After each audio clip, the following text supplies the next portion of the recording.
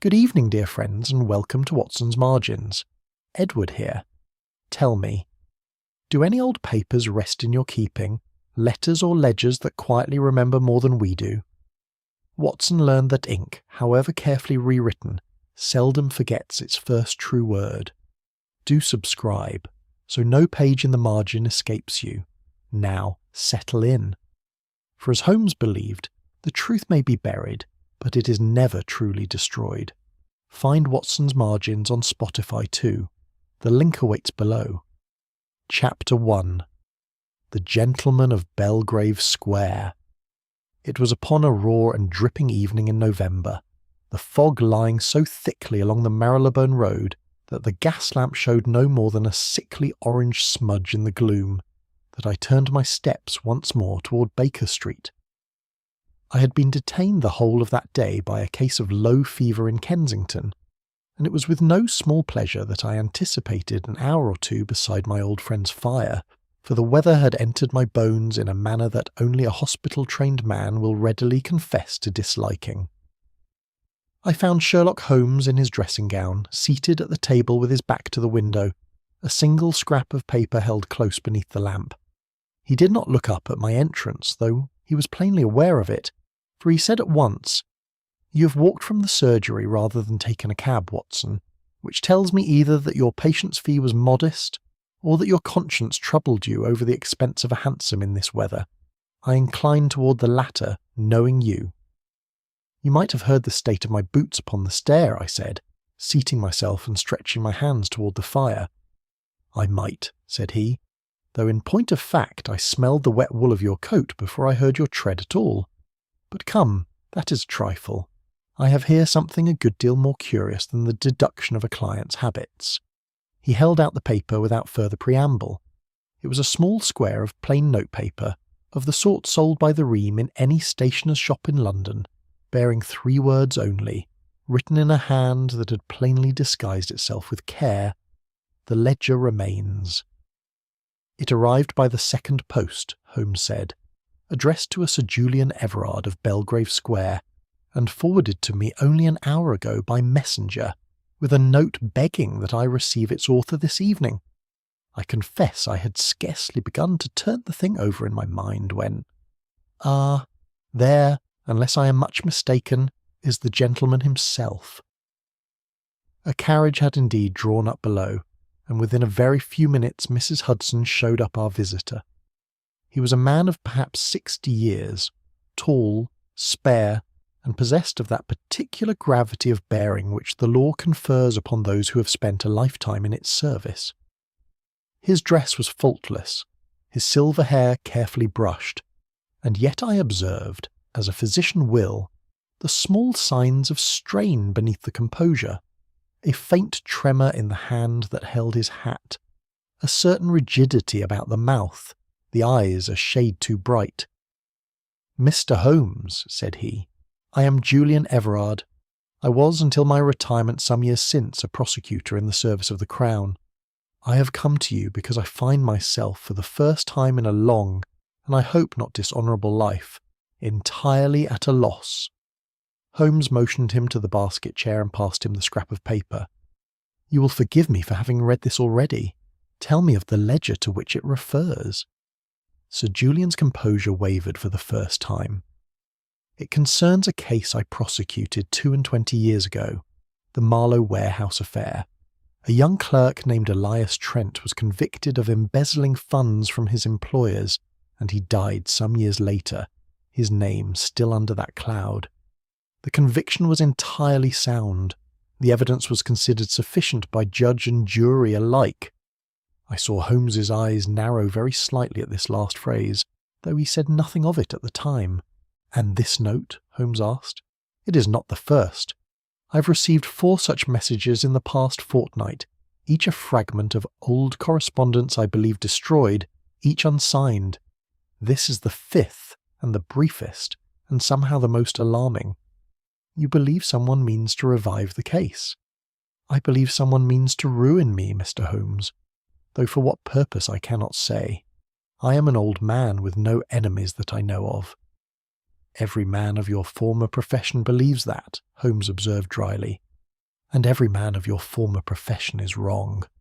Who besides yourself is presently under your roof?" Sir Julian enumerated them with the weary precision of a man reciting a lesson. His daughter Margaret, engaged to a promising young member of Parliament, his solicitor and old friend Percival Lane, his physician of many years, Dr. Stephen Vale, his newly engaged private secretary, a Miss Clara Trent, and an old comrade from his club, Colonel Arthur Fenwick, presently a guest in the house.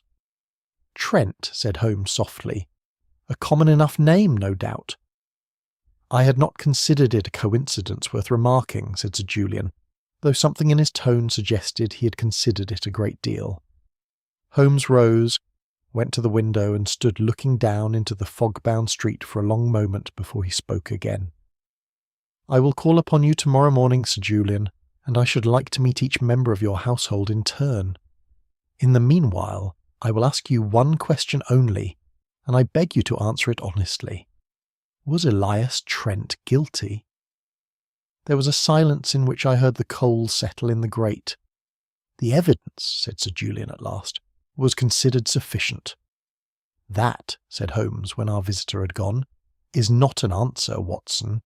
It is an evasion dressed in the clothing of an answer, and a man does not evade for 22 years without cause." He fell into his chair and lit his pipe, and for a long while said nothing more, though I could see behind his half-closed eyes the swift, silent working of that extraordinary mind. "You think there is more in this than an old man's persecution?" I ventured at last. "I think, my dear fellow, that the mystery began long before that note was written. 5 people under one roof, and every one of them, when the name of Elias Trent is spoken, will show you something. Discomfort, caution, a too ready calm. But not one of them, mark you, will show you simple surprise. And a name that startles no one, Watson, is a name that everyone already carries." Chapter 2. A page that should not exist. The fog had not lifted by morning, though it had thinned to a grey and shifting veil, through which the plane trees of Belgrave Square showed like the masts of ships at anchor. Holmes was silent throughout the drive, his chin sunk upon his breast, his eyes closed after the fashion he affected when his mind was most actively engaged, and I forbore to disturb him, knowing from long experience that such silences were generally more productive than any conversation I might offer in their place. We were admitted by a grave manservant into a hall of considerable elegance, and thence to a library where Sir Julian awaited us, standing before the fire with his hands clasped behind him, in an attitude I had seen many times in men bracing themselves against unwelcome news. He held out a folded sheet the moment the door had closed. "It came this morning," said he, "by the same post as always, and without a word of explanation beyond what you see." The sheet was a photographic copy of a page from some official ledger, ruled in narrow columns and filled with the small cramped hand of a clerk long since forgotten. Holmes carried it to the window and studied it for a full minute before he spoke. "This purports to be a page from the evidence register kept by the Crown Solicitor's office at the time of the Marlowe trial." "It is a forgery," said Sir Julian at once. "It must be. I recall the original record perfectly. Exhibit 17 was an account sheet in Trent's own hand, proving the transfer of funds from the warehouse company. That is what convicted him. This," he gestured at the paper with something like revulsion, "this describes something else entirely." I leaned over Holmes's shoulder and read the entry for myself. Against the number 17, in a hand that matched the rest of the page, was written, "Private Memorandum, signed A.E. Concerning instructions from J.E." "A.E.," I said. "And J.E. Why, those are your own initials, Sir Julian." "They are the initials of half of London," he returned sharply, though the colour had gone from his face. Holmes said nothing for a time, holding the page first to the light of the window, then close beneath his lens. "There are 3 matters here worth your attention, Watson, quite apart from the substance of the entry. Observe first this line. Do you see how the ink sits a fraction higher than its neighbours, and how faint traces of an earlier word show beneath it. The line has been erased and rewritten before ever this photograph was taken. Observe next the alignment of the entry itself against the ruled margin. A page numbered and ruled in advance receives its entries in sequence, each falling naturally within its allotted space. This one crowds against the entry below it, as though it were inserted after the numbering was already complete. And thirdly, here, where the clerk records the disposition of the article, the phrase employed is received into evidence. I have made some small study of Crown Solicitors' registers in the course of other inquiries, and I can tell you that the phrase invariably used in that office and in that decade was lodged, not received, lodged. Then it is a modern hand, I said, imitating an old one, and imperfectly. Or an old hand, said Holmes, which has forgotten after 22 years precisely how it once wrote. It was at this moment that the door opened to admit the household, summoned, as I understood it, by Sir Julian himself, who seemed to feel that so grave a matter could no longer be concealed from those who shared his roof. I will not soon forget the several faces that entered that room, for each told its own story to a man trained, as Holmes was to read them. Colonel Fenwick came first, a big, weathered man with a soldier's moustache and a soldier's bluff manner, who glanced at the paper Sir Julian held and laughed. A short, loud bark of a laugh entirely out of keeping with the gravity of the room. "Old ghosts, Everard," said he. "Best left in their graves. What?" Behind him came Percival Lane, a neat, precise little man with the pallor of an office kept too long indoors, who asked at once, before he had so much as glanced at the document, "Have the police been informed?" It struck me as a curious question to ask before he knew what the paper said.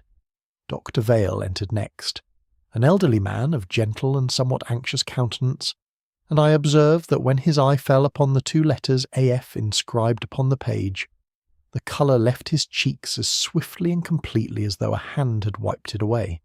Miss Clara Trent came last but one, a quiet, dark-eyed young woman of perhaps 25, composed and watchful, who read the entry in silence, said nothing whatever, and within a minute had withdrawn from the room with a murmured excuse that satisfied no one. Margaret Everard, Sir Julian's daughter, came last of all, and hers was the only reaction that carried nothing of guilt about it. She was angry, finely, coldly angry, and turned upon her father with something close to reproach. "Someone is trying to destroy you, father, and you stand here discussing the wording of a clerk's register as though it were a matter of grammar." When the room had emptied, Holmes remained some time by the window, watching the fog curl about the plane trees. "You will have noticed, Watson," said he at last, "that fear looks always toward the future, while guilt looks always toward the past. The Colonel's laughter was too loud by half. A man does not laugh so at a stranger's foolish letter, only at his own discomfort." Lane's question revealed a mind already occupied with consequence rather than fact. Vale's colour spoke for itself, and Miss Trent's silence, I think, was the loudest utterance in the room. Sir Julian, when we returned to him, appeared to have aged a decade in the course of that single interview. He sat heavily in his chair and pressed his hand across his eyes. "There is one thing more you should know, Mr. Holmes. The original ledger, the true and complete record of that trial, has not been destroyed, as I once believed. It remains, sealed, in the archive of my former chambers. I had thought never to disturb it again. I shall go tomorrow morning and bring it here myself, and then, God willing, this business may be settled once and for all." Holmes regarded him with an expression I could not quite read, something between sympathy and warning. "I should be glad," said Julian, "if you would allow me to accompany you." "There is no need," said the old man with a flash of his former dignity. "I have carried this burden alone for 22 years. I believe I may manage one journey to Lincoln's Inn without assistance." Holmes did not press the point, though as we descended the steps into the thinning fog he remarked, in a voice pitched for my ear alone, "A man who has carried a burden alone for 22 years, Watson, is generally the very last man who should be permitted to carry it alone for one day longer." Chapter 3. the locked study. I had scarcely finished my breakfast the following morning when a telegram was brought up to our sitting room, and I saw Holmes's face change as he read it. He passed it to me without a word. It was from Belgrave Square, and it read, "Come at once." Sir Julian found insensible in his study, door locked from within, Monsieur Everard.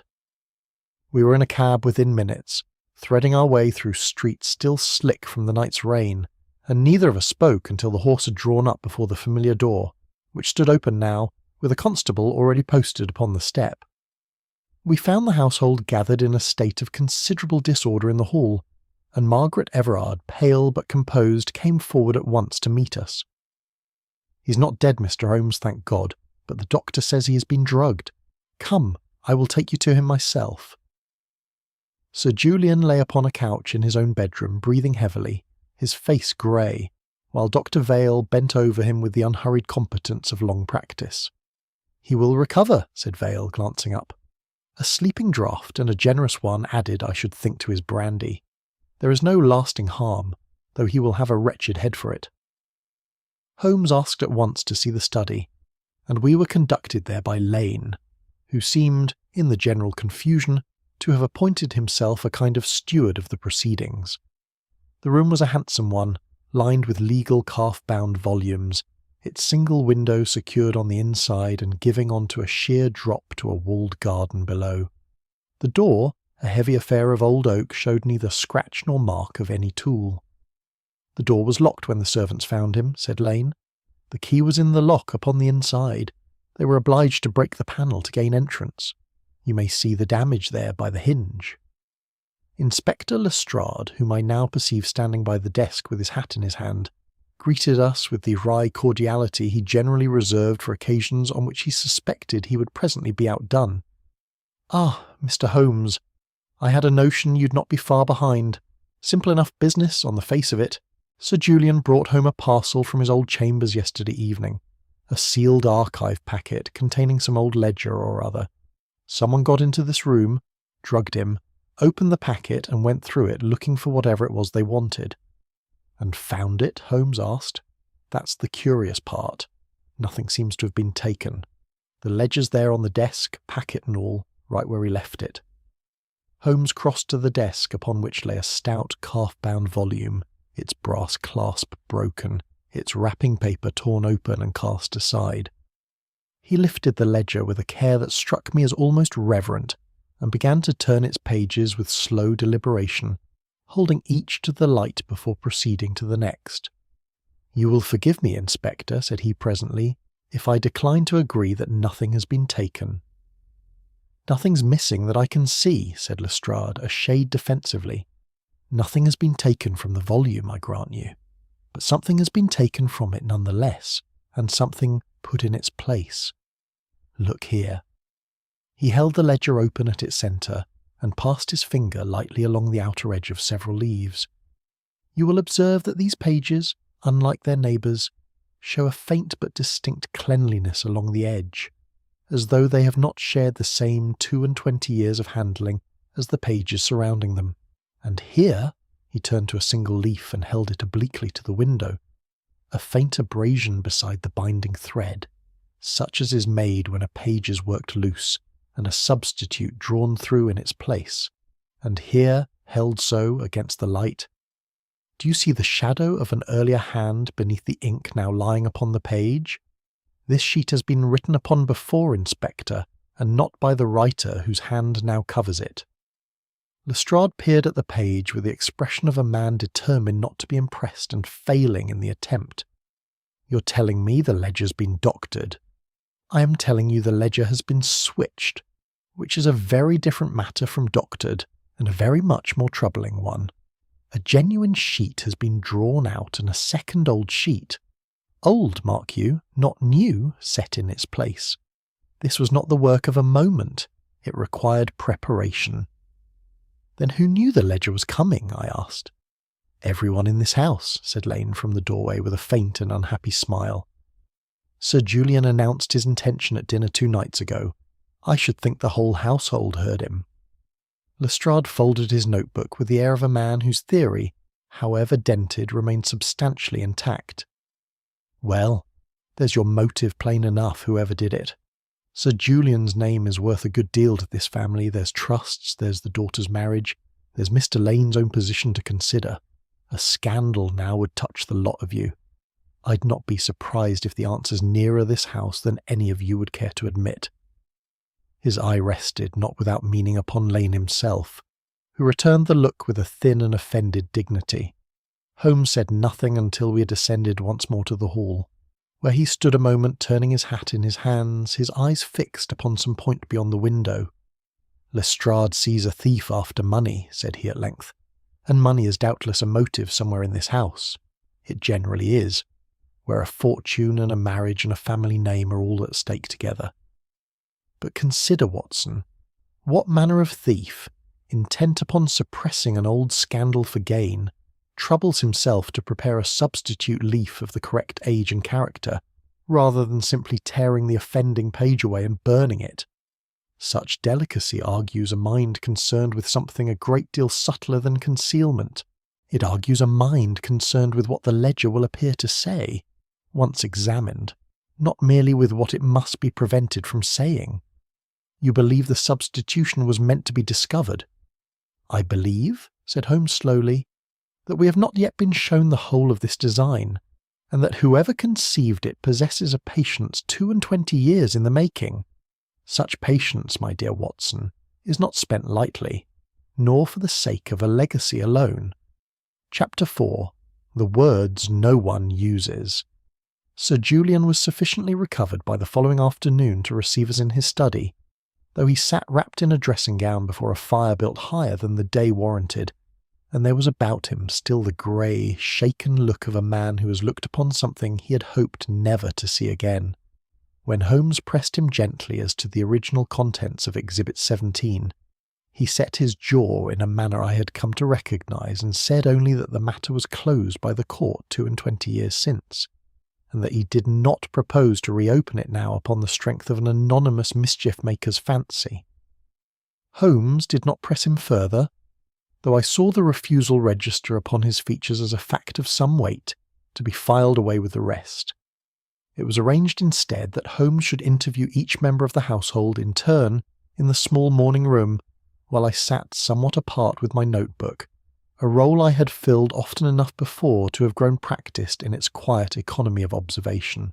Percival Lane came first, brisk and precise as ever, and volunteered, almost before he was asked, that Sir Julian had lately spoken with him of revising his will. "A natural enough matter at his age," said Lane, "though I will not pretend it has no bearing upon the present unpleasantness. There are those who might profit by his embarrassment, Mr. Holmes, and those who might profit rather more by his death." "You speak candidly," Holmes observed. "I am a solicitor," said Lane with a thin smile. "Candour is generally the safer course in my experience, when concealment is so soon found out." Margaret Everard followed, and she alone among the household seemed to regard the interview not as an ordeal but as an opportunity. She admitted readily enough that she had begged her father, some weeks before, to destroy whatever papers remained from the old case. "Gerald's career would not survive a scandal touching my family," said she, naming her fiancé with a directness I found rather admirable in the circumstances. "I am not ashamed to have asked it. I would ask it again." Colonel Fenwick entered next, filling the small room with his bluff good humour, as he had filled the library 2 days before, and declared roundly that he had been abroad with his regiment at the time of the original trial, and knew nothing whatever of the Marlowe affair beyond what gossip had reached him since. "Ancient history, Mr. Holmes, and none of mine," said he, and laughed again, that same loud, ill-timed laugh. Dr. Vale, when his turn came, was a good deal more subdued, and confessed only to having known Sir Julian socially in those years, without particular involvement in the case itself. He answered Holmes's questions readily enough, yet I observed that his hands, folded in his lap, did not once come to rest. It was Clara Trent who provided the interview's true substance. She entered composed, seated herself without being asked, and said, before Holmes had put a single question to her, I think you had better hear this from me directly, Mr. Holmes, rather than discover it by some roundabout method, which I understand is more your custom." Holmes inclined his head, and she continued, "Elias Trent was my father. I did not come into this house by accident, nor under a false name, whatever suspicion that circumstance may now cast upon me. I took the position hoping that Sir Julian, in time, would recognise the name and be moved to speak of what he knew. My father maintained to the last day of his life that the evidence against him had been altered. I believed him. I still believe him." "And has Sir Julian recognised the name?" Holmes asked. "If he has given no sign of it. I had begun to think I should grow old in this house before he spoke a single honest word about the case." There was no self-pity in the way she said it, only a kind of tired, patient bitterness that I found more affecting than any display of grief could have been. When she'd gone, Lestrade, who had arrived midway through the interviews and stood listening by the window, drew a folded paper from his pocket with the satisfied air of a man producing the last card in a winning hand. "There's more to it than her story, Mr. Holmes. She's had free access to Sir Julian's study these 3 months past, and my men found she has been searching the newspaper files at Somerset House this fortnight concerning the old trial, and there is this." He passed the paper across. It was a torn scrap, evidently retrieved from beneath the blotter upon Clara's own writing desk, bearing a line of pencil so faintly erased that it required Holmes's lens to render it legible. Ledger, page 143, exchange before inspection. I confess my own heart sank somewhat at the sight of it, for it seemed to close the case as neatly as a door. Yet Holmes studied it for a long while without the satisfaction I had expected of him, and when he spoke it was almost to himself. "You will have noticed, Watson, how Miss Trent speaks of her father. She says he was condemned. She says the evidence was altered. She has never once in my hearing said that he was framed. Is there so great a difference? There is every difference in the world. A woman nursing a private conviction of injustice, and intending at last to expose it, would scarcely resist so natural a word. She uses instead the language of a courtroom, Watson. Condemned. Altered. The language of a case not yet proved to her own satisfaction. It is not the vocabulary of vengeance. It is the vocabulary of doubt. It was later that same afternoon, as we sat with Sir Julian over the wreckage of a subdued tea, that Colonel Fenwick, entering to take his leave for his club, remarked in passing that the whole business put him in mind of nothing so much as some quarrel over the warehouse accounts, I dare say, dressed up to look a deal more sinister than it is. He said it lightly, carelessly, and was gone from the room again within the minute. Holmes sat very still after the door had closed. "Sir Julian," said he presently, "has the Colonel ever, to your knowledge, examined the particulars of the Marlowe trial?" "Never that I am aware. He was abroad throughout, as he has told you himself, and I do not believe I have discussed the case with him above once or twice in 20 years, and then only in the vaguest terms." Holmes turned to me with an expression I had learned to associate with the discovery of some small, decisive thread amid a tangle otherwise formless. "Then tell me, Watson," said he softly, "how a man contrives to remember the particular form of evidence in a trial he claims never to have followed at all." Chapter 5. 22 years earlier. For the 2 days that followed, I saw little of my friend in his customary character.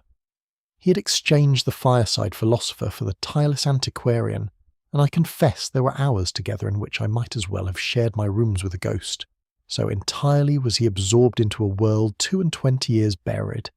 He was gone from Baker Street before I had risen, and returned long after dark, smelling of dust and old paper, his pockets stuffed with notes scrawled upon whatever scraps had come to hand, and it was not until the 3rd evening that he consented to lay the whole of his harvest before me.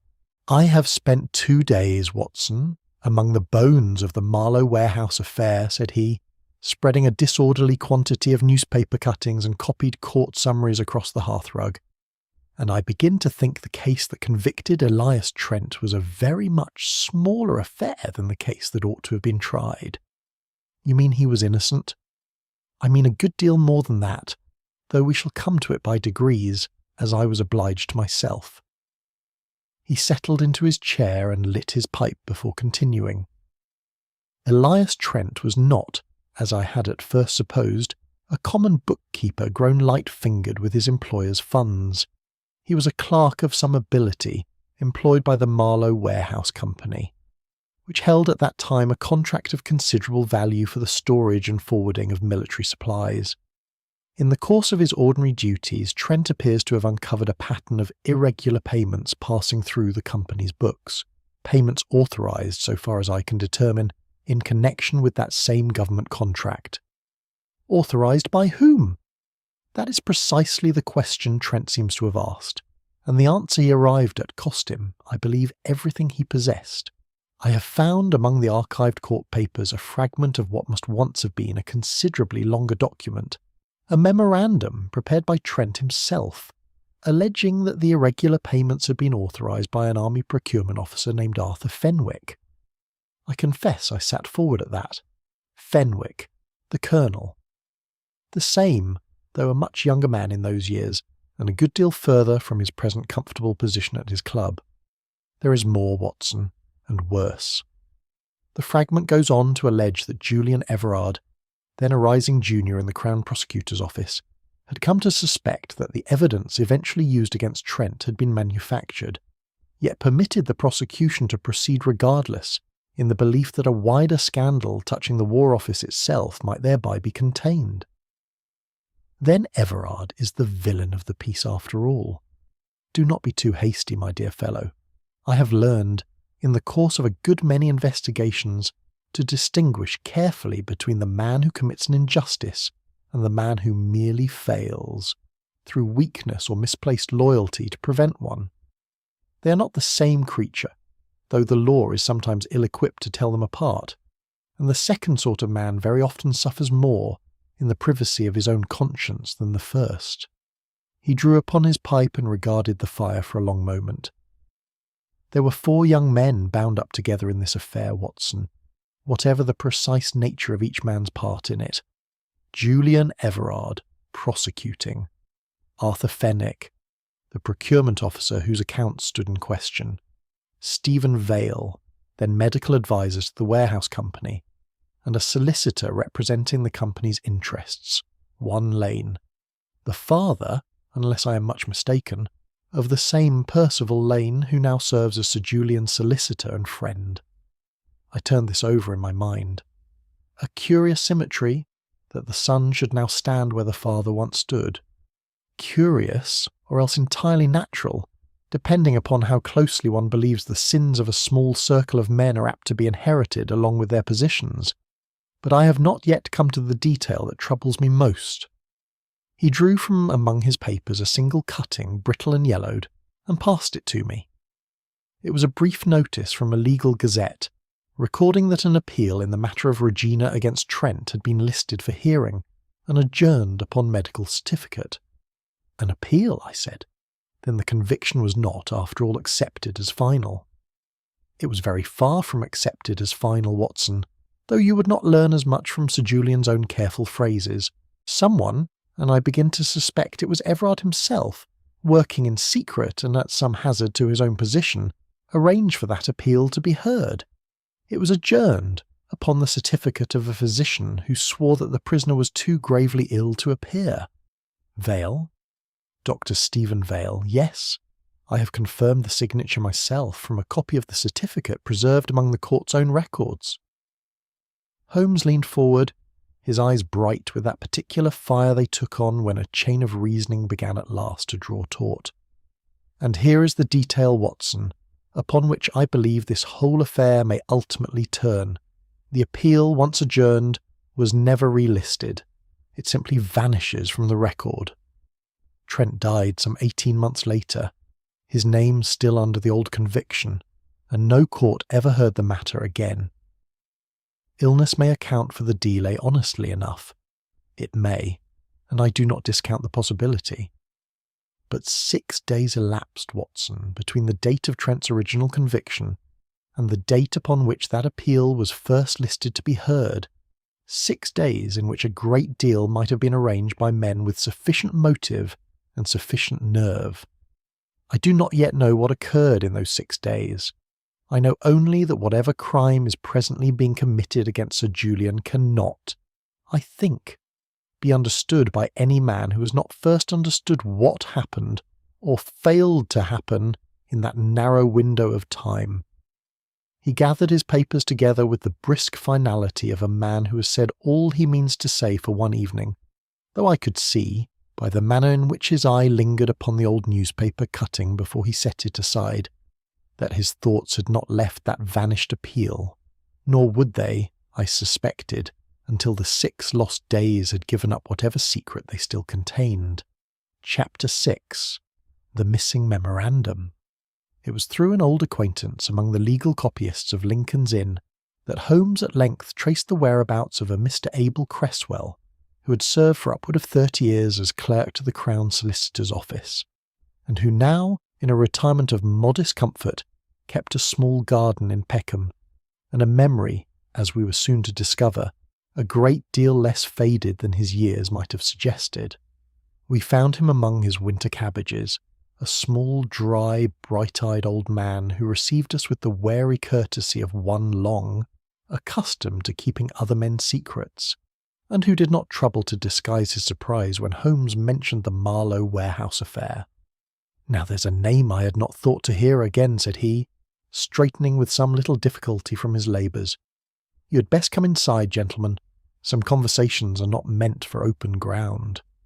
Seated before his own small fire with a cup of tea he had pressed upon us with evident pleasure at the novelty of company, Cresswell required very little encouragement to speak. "I kept that evidence register myself, Mr. Holmes, for the better part of 11 years, and I'll tell you plainly, I never forgot Exhibit 17, though I have held my tongue about it these 22 years past, and would have held it to my grave but that you have come asking." "It was not, then, an account sheet," said Holmes. "It was not. It was a memorandum, sir, in a good clerkly hand, setting out instructions for the concealment of certain irregular payments, and it was signed, plain as day, by Colonel Fenwick, Captain Fenwick he was then. I entered it myself, and I ruled the page myself, and I know my own hand upon a register better than I know my own signature." He paused, and something troubled passed across his weathered face. "It disappeared from the evidence room some 4 days before the trial opened, Mr. Holmes, and in its place, when next I looked, there lay a set of financial pages in young Trent's own writing that proved the very opposite of what the memorandum had proved. I noticed the substitution within the hour. I said nothing. Why? I asked, unable to keep a certain sharpness from my voice. For the old man's confession, however honestly offered, struck me as a small betrayal only now being paid for by another. "Because I was warned, Doctor, in terms I did not care to test, that exposing the irregularity would damage the Crown a good deal more than it would help the prisoner. I was a man with a family and a modest pension to consider, and I told myself that the courts, in their wisdom, would see the truth of the matter regardless of one clerk's silence.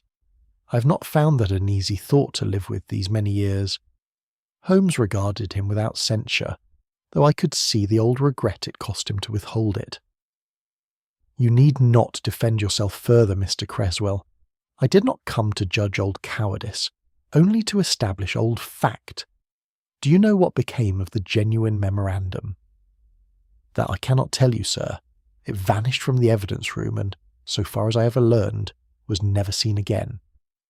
We took our leave shortly after, and it was upon the train returning to town that Holmes, staring out at the darkening fields, laid before me the fuller shape of what Cresswell's testimony had confirmed.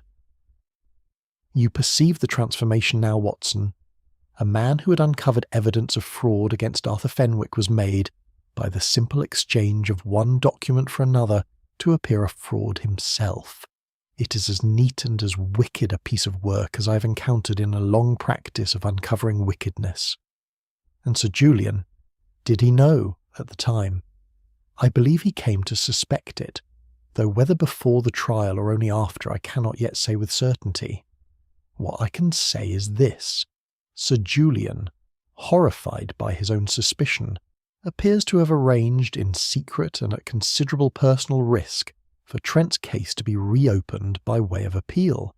It is the single act in this whole sorry chronicle that speaks in his favour, and I do not think we ought to forget it merely because it ultimately came to nothing.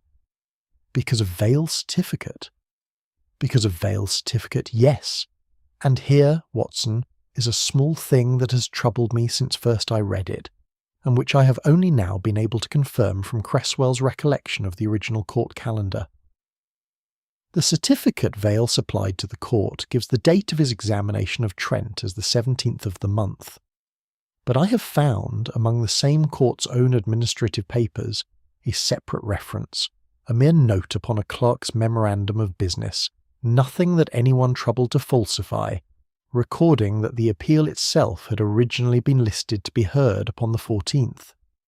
3 days, I said slowly. 3 days, Watson, for which no honest explanation has yet been offered. Someone required Trent to appear incapacitated, not for as long as he actually was unwell, but for precisely 3 days longer than that.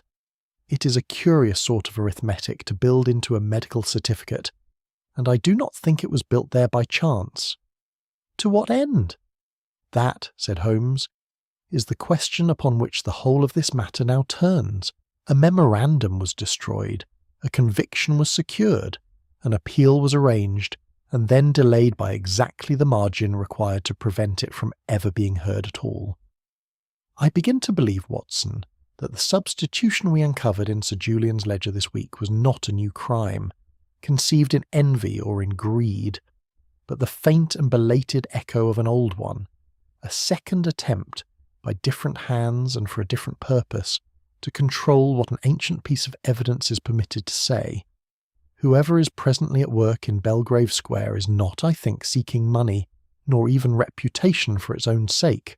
He is seeking to preserve, or perhaps at last to expose, a secret that has lain buried since those 6 days in which an innocent man's last chance of vindication was quietly allowed to slip away.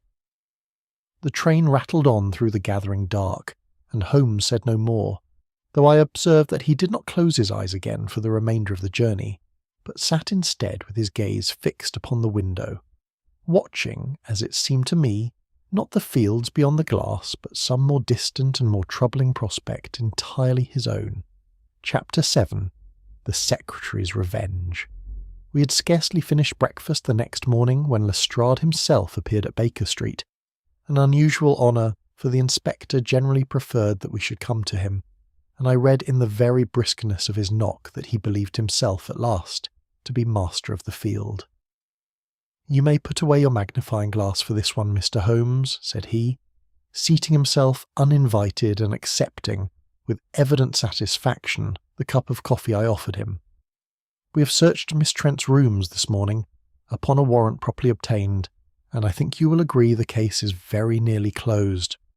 He produced, with something of a flourish, a single leaf of old discoloured paper, which he laid upon the table between us, found inside a volume of sermons on her shelf, if you can credit it. Hollowed out, the whole book, like something from a boy's story of pirates. It is the missing ledger page, Mr. Holmes, the genuine article, unless I am much mistaken. Holmes bent over it at once, and I, leaning across, read the entry for myself. Memorandum signed Arthur Fenwick concerning procurement irregularities. It was, in every particular of hand and phrasing, precisely what Cresswell had described to us in his Peckham garden. "She has admitted taking an interest in the ledger," Lestrade continued, with the air of a man laying his final cards upon the table one by one. "Admits, too, that she entered this household under her own name, hoping to be recognised, on account of her father. Motive, Mr. Holmes, plain as a pikestaff. She believed the true page would clear her father's name, and clear it dramatically, at a moment of her own choosing. She had opportunity enough to drug Sir Julian's brandy. She dines with the family most evenings, and Vale's cabinet is no great secret in that house. I should say we have both means and motive well accounted for. I confess that even I, who had come by then to trust Holmes's instincts a good deal more readily than my own, felt the weight of this evidence settle upon me with something like conviction. Clara Trent's own words returned to me, her patient bitterness, her long and thwarted waiting, and it seemed to me no great step from such feeling to such an act. We went that same afternoon to Belgrave Square, where Clara received Holmes's questions with a composure that did not waver, though her eyes, when the ledger page was laid before her, widened with what I could have sworn was genuine astonishment. "I have never seen this page before in my life," said she. "I did not know it existed. I certainly did not hide it among my books." Margaret Everard, present at the interview and evidently still smarting from the disturbance the whole affair had brought upon her household, turned upon her with a coldness I had not before seen in her. "You expect us to believe that it walked into your room and concealed itself. You have wanted this house destroyed since the day you first darkened its door, Miss Trent, and I think we may at last understand why." "I want the truth," said Clara quietly, "which is a different thing entirely from wanting ruin, whatever you may choose to believe of me." It was Holmes who broke the tension that followed, and in a manner I had not anticipated. "One question only, Miss Trent, and I would have you answer it exactly as it is put. Why, if this page had indeed come into your possession as Inspector Lestrade supposes, did you hide it rather than publish it? You have waited a great many years for vindication. It seems a curious moment to choose silence." "I do not know," said she, "because I never held it, Mr. Holmes, and cannot answer for a choice I never made." Holmes regarded her for a long moment, and I saw in his face the particular stillness that meant, more surely than any words, that he believed her. He picked up the ledger page once more and carried it to the window, turning it this way and that against the light with the same slow deliberation he had shown over the ledger itself in Sir Julian's study. "There is a small impossibility here, Inspector, which I think you have not yet observed." He held the page toward Lestrade, indicating a ragged edge along its lower margin, close by the row of holes through which the binding thread had once passed. "You will see that this leaf has a distinct tear along the lower binding hole, an old tear, mark you, its edges long since softened and browned by handling, not a fresh one. Now recollect, if you will, the appearance of the space in the ledger itself from which the genuine leaf was drawn. I examined that space with some care in Sir Julian's study, and I can tell you with confidence that it showed no damage whatever corresponding to such a tear. Whatever page was removed from that ledger this week, it was not this one." Lestrade's confidence, so buoyant upon his arrival, faltered visibly. "You're saying it's a forgery after all?" "I am saying nothing of the kind. The page is, I should judge, entirely genuine. Old paper, old ink, and an entry that matches Cresswell's memory in every particular. But it is not the page recently removed from Sir Julian's ledger. It is an older leaf, discarded perhaps at some earlier date, from the very same volume, and someone, Inspector, has taken considerable trouble to place it precisely where you are certain to find it, in the room of the one person in this household whose motive would appear, to any ordinary eye, entirely beyond question." A silence fell upon the room that I shall not soon forget, broken at last by Margaret Everard, whose anger had given way, I thought, to something nearer uncertainty. "Then who—" she began, and did not finish the question. "That," said Holmes, gathering his hat and stick, "is precisely what I intend now to discover. I will say only this, Inspector. Whoever has arranged this small tragedy of misdirection has shown us a mind considerably more elaborate than either greed or simple malice would require.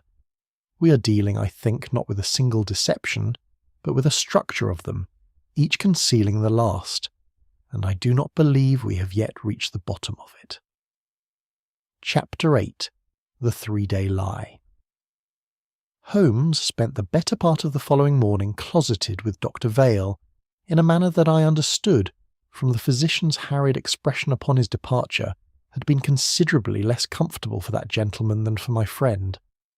When Holmes at length rejoined me, he carried with him a small brown bottle and an air of quiet satisfaction that told me some point, however small, had been settled to his content. "The sleeping draught came from Vale's own cabinet," said he, setting the bottle upon our table.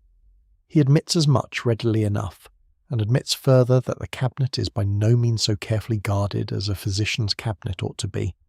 Half the household could have helped themselves to a dose of chloral without exciting the least remark. Then we are no nearer establishing who administered it.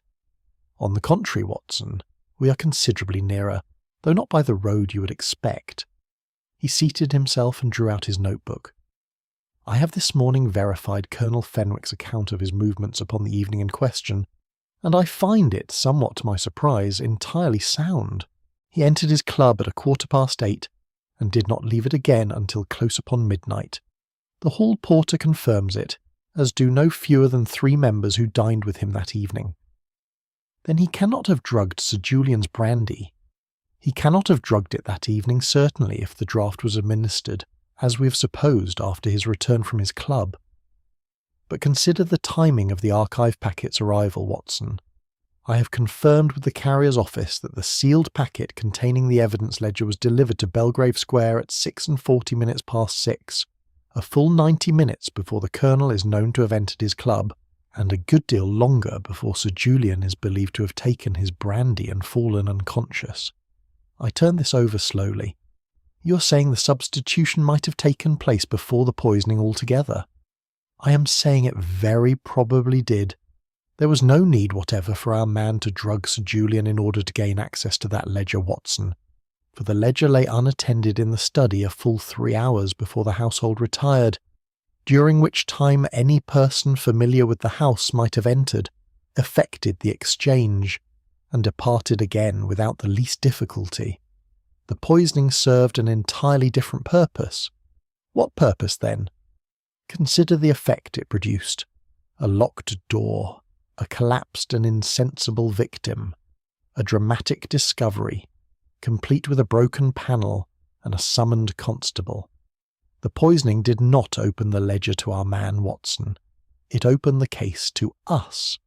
It ensured that the substitution, whenever it had actually occurred, would be discovered under circumstances of maximum alarm, at a moment calculated to make everyone in that house assume the tampering had happened that very night, under cover of the very confusion the drug itself had created.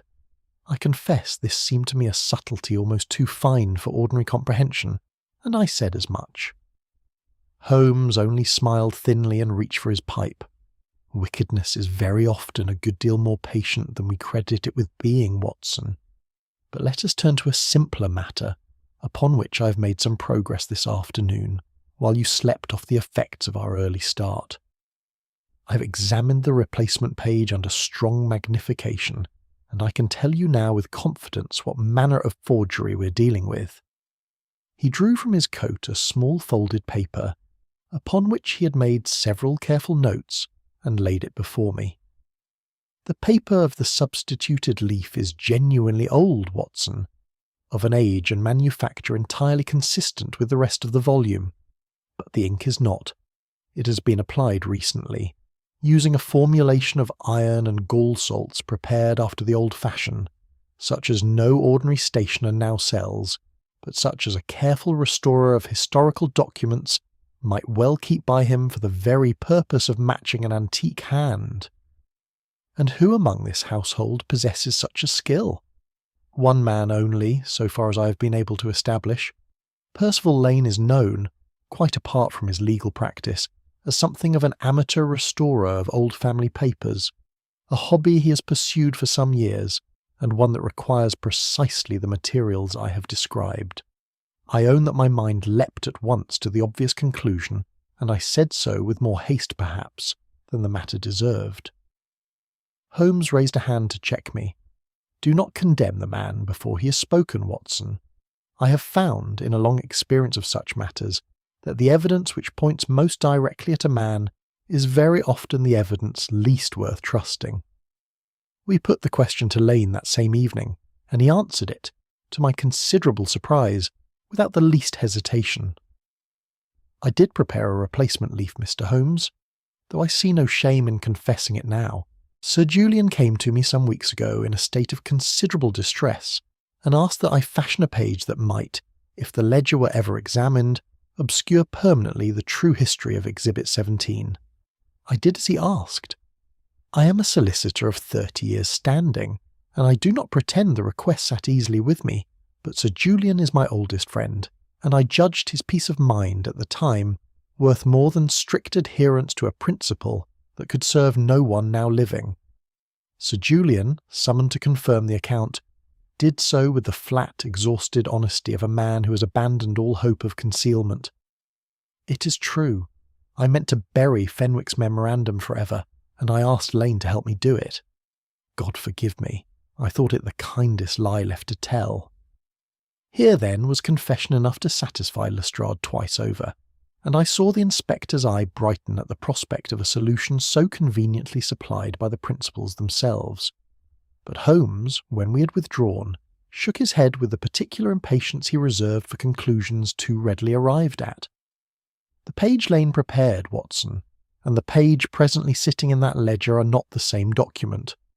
I compared them this afternoon, before ever we spoke to him, and the hand, though skilled in both cases, is not identical in its smaller particulars. The formation of the letter A, the pressure of the downstroke, a dozen small marks that a forger's own hand cannot help but repeat from one effort to the next. There have been 2 switches in that ledger, not one.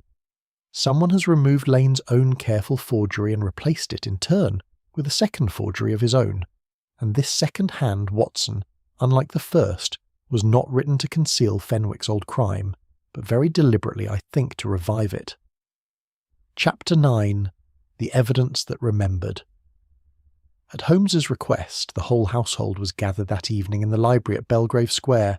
Sir Julian, pale but upright in his own chair by the fire, Margaret at his side, Clara Trent seated a little apart, her composure restored though her eyes remained watchful. Lane, Vale, and Fenwick disposed about the room in attitudes of varying unease, and Lestrade standing by the door with the patient, faintly wary look of a man who has learned to expect surprises at such gatherings, and has ceased to resent them. Holmes stood before the fire, and I thought, not for the first time, how strange a figure he made in such surroundings. This spare, restless man of science, standing in a room of legal calf and family portraits, about to unmake with a few sentences a silence that had held for 22 years. "I will begin," said he, "not with the events of this fortnight, but with those of a fortnight a good deal further off, for I do not believe the two can be understood apart." He turned his gaze briefly upon Sir Julian, not unkindly. 22 years ago, a clerk named Elias Trent discovered, in the course of his ordinary duties, evidence of fraudulent payments connected with a military supply contract. Payments authorised, as his own memorandum alleged, by a young procurement officer named Arthur Fenwick. That memorandum was stolen from the Crown's own evidence room and replaced with forged accounts implicating Trent himself. The theft transformed an honest man into a convicted felon within the space of a single substitution. Colonel Fenwick shifted in his chair but said nothing. His face had gone the colour of old parchment. Julian Everard, prosecuting the case, came in time to suspect the substitution, and to his lasting credit, however belated, arranged in secret for the case to be reopened by way of appeal.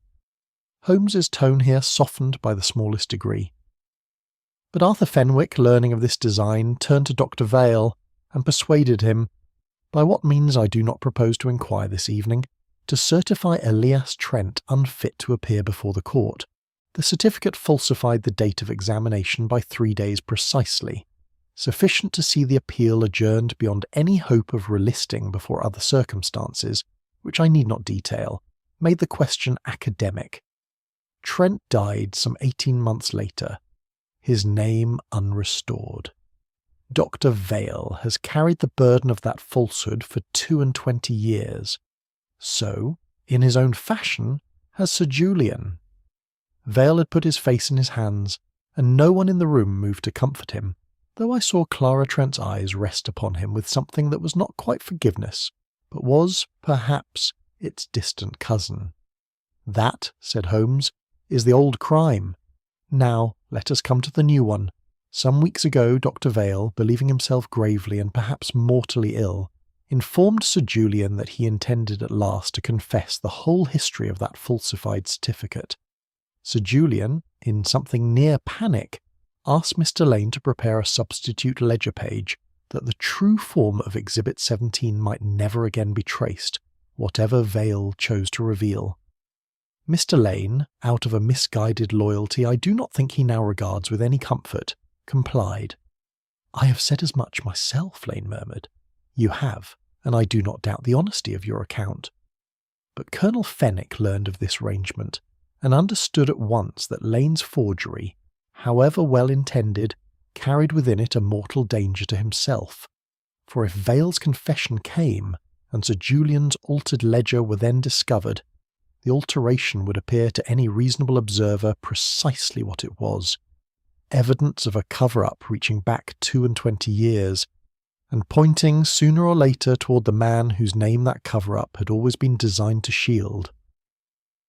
The room had grown very still. Holmes turned at last to face the Colonel directly. "You performed a second substitution, Colonel Fenwick. You removed Lane's forgery and replaced it with a page of your own devising, a page framed to suggest, quite falsely, that Sir Julian himself had ordered the original falsification of the evidence against Trent, rather than merely failing, in a moment of misplaced discretion, to prevent another man's crime.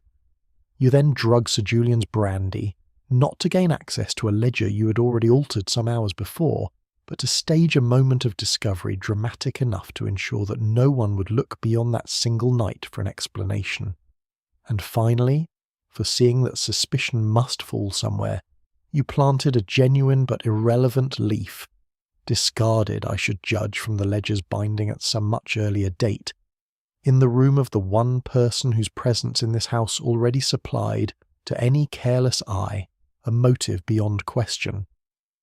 "This is fantasy," said Fenwick, though his voice had lost the bluff assurance I had heard in it before. "You have not one particle of proof." "I have several, Colonel, and I will give you the first, which is a matter merely of language. Throughout this investigation you have referred, upon more than one occasion, to the missing document as a memorandum. Yet no surviving public record of the trial ever described Exhibit 17 in those terms. The newspaper spoke only of an account sheet which was, of course, the false document substituted for the true one. Only a man who had seen the original memorandum with his own eyes 22 years ago could know it by that name today." Fenwick opened his mouth to protest, but Holmes continued without pause. "You will say, perhaps, that this is coincidence, a slip of the tongue capable of innocent explanation. I do not think you will find the second proof so readily dismissed." He drew from his pocket a small paper packet, which he opened to reveal a fine reddish dust. "This is sealing powder, Colonel, of a distinctive composition, taken by Inspector Lestrade's officers this afternoon from the writing table of your private military club, where I understand you keep a small quantity for the sealing of your correspondence. The identical substance, in identical quantity, was found embedded in the fibres of the forged ledger page presently lodged in Sir Julian's evidence book. You prepared that forgery at your club, Colonel Fenwick, and carried it back to Belgrave Square within your own coat pocket." Fenwick said nothing further. He sat very still, his big weathered hands gripping the arms of his chair, and I thought, watching him, that I had rarely seen a man's whole bearing collapse so completely without a single further word being spoken. Lestrade moved quietly to the door and murmured an instruction to the constable waiting without. 22 years is a long time to guard a secret, Colonel," said Holmes, not unkindly, as the officers came forward. "But you will find, I think, that it was never so well guarded as you believed. The evidence remembered, even when every man who touched it had chosen to forget. Chapter 10. What time does not bury. Colonel Fenwick was charged within the week with the poisoning of Sir Julian Everard, with the tampering of evidence and with obstruction of justice. Modern offences all, for the law, as Holmes had once remarked to me, moves a good deal more surely against the crimes it can see freshly committed than against those it must exhume from a quarter of a century's dust. Yet the older matter did not go unaddressed. Through channels that Sir Julian himself set in motion, with a determination I had not thought remained to him, the historical fraud connected with the Marlow warehouse contract was formally reopened, and the procurement irregularities long ago concealed by Fenwick's stolen memorandum were laid at last before those with authority to judge them. Dr. Vale, for his part, went to the authorities of his own accord, before ever he could be compelled, and furnished a sworn statement setting out in full the falsification of Elias Trent's medical certificate. It cost him, I think, a great deal to do so, for he was by then an old man in genuinely failing health, and the confession he had once postponed out of fear now came, at the last, only a little ahead of a reckoning he could no longer outrun. I saw him once more before we quitted the case entirely, and he seemed to me a man set down at last from a weight he had carried so long that its absence left him, paradoxically, more stooped than its presence ever had. Sir Julian himself made no attempt to minimise his own failure. He petitioned, with Lane's professional assistance now offered without reservation, for Elias Trent's conviction to be posthumously overturned, and he made his acknowledgment of the old wrong a public one, at some cost to the very reputation he had spent 2 decades guarding. "I told myself for 22 years," said he to Holmes, upon the last occasion I accompanied my friend to Belgrave Square, that my silence had been a kind of mercy, that to reopen the case would only wound the living without restoring the dead. I see now that I told myself so because the truth was a great deal harder to bear than the lie. Clara Trent did not forgive him easily, nor, I think, did any of us in that room expect that she should. She listened to his acknowledgment with the same quiet, watchful composure she had shown throughout the whole affair, and when at last she spoke, it was without bitterness, but without warmth either. "You've given my father's name back to him, Sir Julian, a little late for it to do him any good. I am glad of it none the less. I do not know that I can yet be glad of you." It was Holmes who spoke to her afterward in the hall, as we prepared to take our leave. "Justice and forgiveness are separate matters, Miss Trent. However often the world likes to pretend they must arrive together. You are owed the first. No one, I think, is owed the second, least of all upon demand, merely because the truth has finally consented to appear." She thanked him for it gravely, and I believe it was the first entirely unguarded expression I had seen upon her face since our first meeting in that same house. Percival Lane withdrew from the Everard family's service within the month, a resignation offered and accepted, I understood, without rancour on either side. "I find I have grown too old, Mr. Holmes, to go on protecting reputations by means I would not care to see written down in my own hand," he told us, with a rueful honesty that I thought did him more credit than his earlier caution had cost him. Margaret Everard's engagement survived the scandal that had so nearly overtaken it, her fiancé proving, to his lasting credit, a good deal steadier under pressure than either the newspapers or her own fears had predicted, though I gathered from Sir Julian, in a later letter, that Margaret's view of her father had altered in some permanent and quietly sorrowful fashion that no reconciliation could entirely undo. It was some weeks later, upon an evening a good deal calmer than the one with which this narrative began, that I sat at Baker Street setting these events down in the record I now lay before the reader, while Holmes occupied his old chair by the fire, violin laid across his knee, though he had not yet troubled to lift the bow. "A curious feature of the whole affair, Holmes," I remarked, looking up from my papers, "is that nearly every person in it was attempting in one fashion or another to alter the past. Sir Julian sought to erase it. Fenwick sought to disguise it a second time over. Even poor Vale sought for 2 decades to hold his own history at bay through simple silence. You mistake the lesson of the case, Watson, though I will allow the error to be a natural one." He drew the bow at last across the strings, a single low note that hung a moment in the quiet room before he let it fade. "The past is remarkably resistant to alteration. Whatever ambition men may bring to the task, one may burn a letter, one may replace a page in a ledger, as we have seen done not once but twice within a single fortnight, One may silence a witness for a year, or for 20. One may even purchase, as Sir Julian did, 2 decades of discretion from his own conscience. But consequences, Watson, are not documents. They cannot be switched, however skillfully, for a more convenient substitute. They persist, in the manner of a stain that spreads however carefully the surface above it is repainted, until at last some circumstance, an old clerk's memory, a grain of sealing powder, a solicitor's antique ink, brings them once more to the light. I turned this over for a moment in silence, and found that I could not entirely disagree with it, though I ventured, as I set down my pen, "Memory fades, Holmes, and records may certainly lie, as this case has shown us amply enough." "They may," said he, "and often do, but actions leave their pattern regardless, extending a good deal further beyond the moment of their commission than the men who commit them generally care to believe." He fell silent again, his eyes upon the fire, and I understood that he had said for that evening all that he meant to say upon the matter. The evidence ledger of the Marlow warehouse affair had been altered twice within the span of a single fortnight by 2 different hands for 2 entirely opposed purposes. Yet the truth it had once recorded, and had twice been made to deny, had never in all that time changed at all.